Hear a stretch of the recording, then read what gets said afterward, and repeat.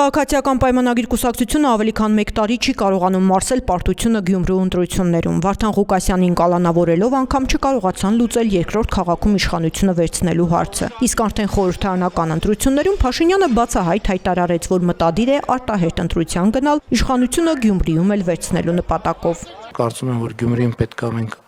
հնարավորինս արագ ունենանք արտահերթ ընտրություններ, բայց միջև էլ թեկուզ շրջանցելով տեղական ինքնակառավարման մարմիններին, մենք պետք է այնտեղ արագ գործողություններ իրականացնենք այսօրվանից սկսած։ Ընտրություններից հետո ԿՊ-ն ակտիվ փնտրտուքի մեջ է, ինչպես լուծել Գյումրիում իշխանության հարցը։ Տարբերակներից մեկը ամեն գնով կազմալուծել քաղաքի կառավարումը։ Արդեն երկրորդ անգամ են բոյկոտում Գյումրիում ավականու նիստերը, որպեսզի օրենքով սահմանված ժամկետով նիստեր չկայանալու հիմքով կարողանան լուծարել գործող ավականին եւ նշանակել արտահերթ ընտրություններ։ Երեք իրար հաջորդող հերթական նիստերի տապալումը բերելու է արտահերթ ընտրությունների։ Երկու նիստեր չեն գալիս, չեն ներկայանում։ Միդումնավոր, հենց միդումնավոր արդեն կարող են բարձրաձայնել։ Գյումրու ավականիում ստեղծվել է մի իրավիճակ, որ ԿՊԱ-ականների բացակայության դեպքում ավականուն նույնիսկ մեկ անդամի նիստին չներկայանալով քվորում չի ապահովում։ Թերևս դրանով է բացատրվում այն, որ շաբաթներ առաջ հենց ավականու նիստի օրը որոշեցին խուզարկություն իրականացնել Մայր Հայաստան խմբակցության ղեկավար Կարեն Սիմոնյանի բնակարանում,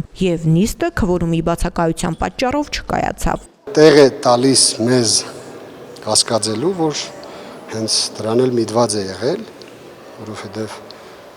12-ին 12:00 նիստն է տեղի ունենալու եւ 11:30 ինձ մարզբեդարանի դիմացի լուսացույցի տակ կանգնեցրեցին մեքենայից եւ վարորդին ասեցին, որ շրջվեք հետ գնում ենք տուն խոզարգության։ Այլապես կարող են առավոտ ստանդարտ իրեն ժամին 5-ին 6-ին գալ եւ խոզարգությունը ավարտվելուց հետո հնարավորություն ունենայի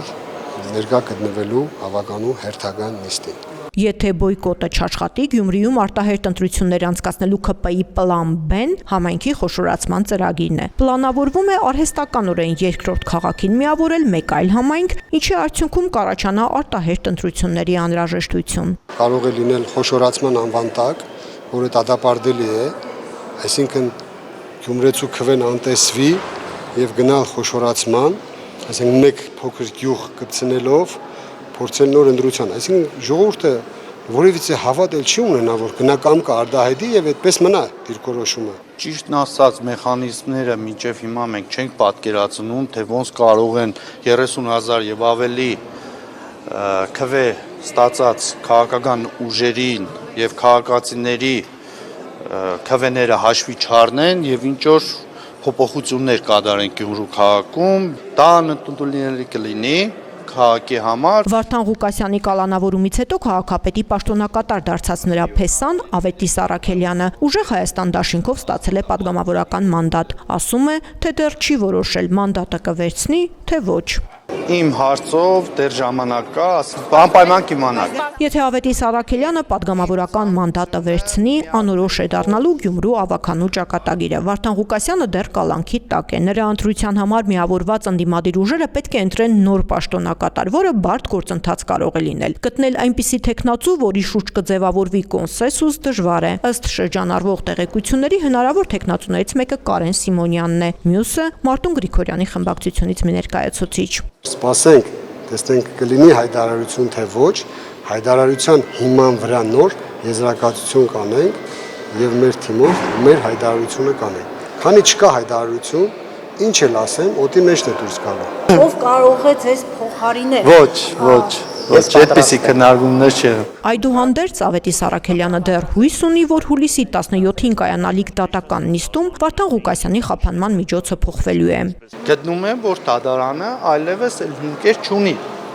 Մինչև էլ չուներ հիմքեր, հիմա առավել եւս չունի։ Սպառվել են այն ամեն ինչը, ինչ որ մեկնաբանել են։ Ես դա եմ, որպես իրավաբան եմ ես հիմա խոսում, այդ ամեն ինչի հետևելով